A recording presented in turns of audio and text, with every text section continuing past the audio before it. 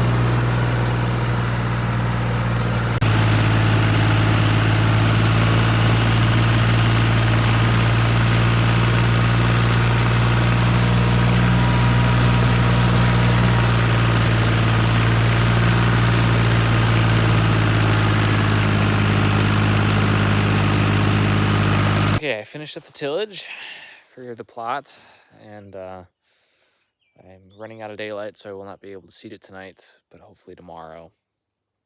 And I real quick just wanted to talk about, the tillage versus herbicide debate.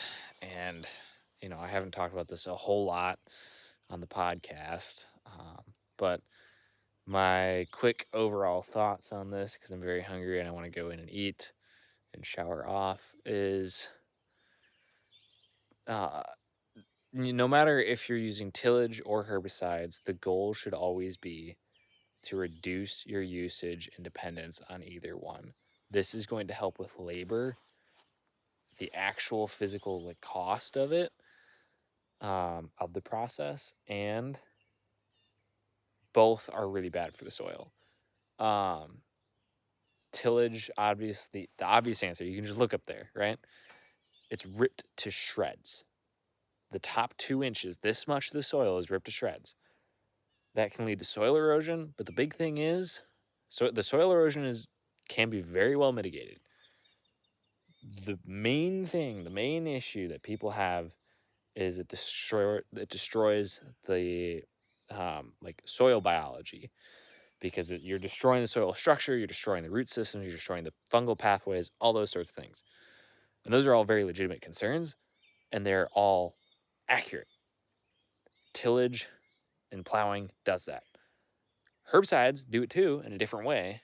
Obviously they're top killing all the plants, which, all of those fungi and biology need to live on. They're also,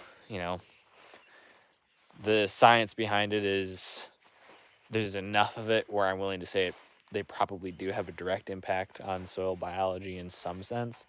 I don't know much about it though.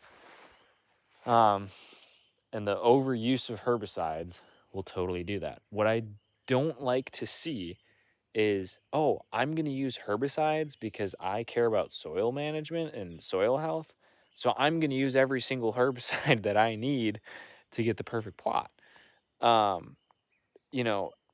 Doing those two things, go ahead and use herbicides to try and manage for better soil health. That totally makes sense to me, but do not, I guess I really shouldn't be telling you guys what to do, but I wouldn't just go and use, 3 different herbicide applications on a single plot in a single year with multiple different types of herbicides. No matter what you're trying to establish, it just seems like overkill to me. This, to me, with this plot, like, I'm establishing a summer cover crop mix in here that I'm going to crimp. I'm going to plant a fall cover crop mix into, and then I'm going to frost seed prairie into that. This, you know, if all goes according to plan, which is extremely experimental, and I don't really know how it's going to turn out, but if it turns out the way that it is in my head, this is the only time that ground is getting ripped up. The only time. Ever. Well, if it hasn't in the past. The food plot that I'm going to be crimping in the coming week here, whenever the crimper comes up, that was tilled up last fall. We're not, we might till it again in 3-4 years, or maybe 5, because it does get overrun with weeds. But the plan is to reduce that tillage to as little as possible. And no matter what you're doing, if it's herbicides or tillage, you need to reduce your dependence on either one. So why am I picking tillage? It's because I do worry about the health effects. And I do worry about what herbicides do to the soil. And once you open up that can of worms, it can lead to a lot of different things. I understand what this does. And I know everything that it affects. It's the soil structure and the soil life. That's what it is. I don't know everything that herbicides affect. I don't. And I don't think anybody does. And the science around it is very unclear, and it's hard to understand. And I don't know which, funded paper I'm supposed to believe. So I want to do the thing that I understand and makes sense to me. And I can understand the negative effects of it because I don't fully comprehend everything that's bad when I use herbicides. That's the main reasoning. There's other things involved with it, but if you want to chop it up into as small of a time that I have right here with your guys' attention to be able to explain it, that's what it is. Okay, I need to hurry up here. I just got back from work. I had to fill up the diesel cans. I'm gonna grab the tractor, pull it over, get the seeder attached, and start seeding that plot. I maybe have an hour before dark, so I have to move.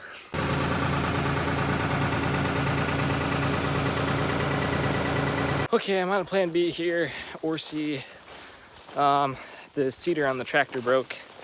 The chain that connects the actual seed box to the cultipactor is broken. So I will need to broadcast the seed and then take the seeder over it to actually get the seed, drilled into the ground. And hopefully I can do all this tonight.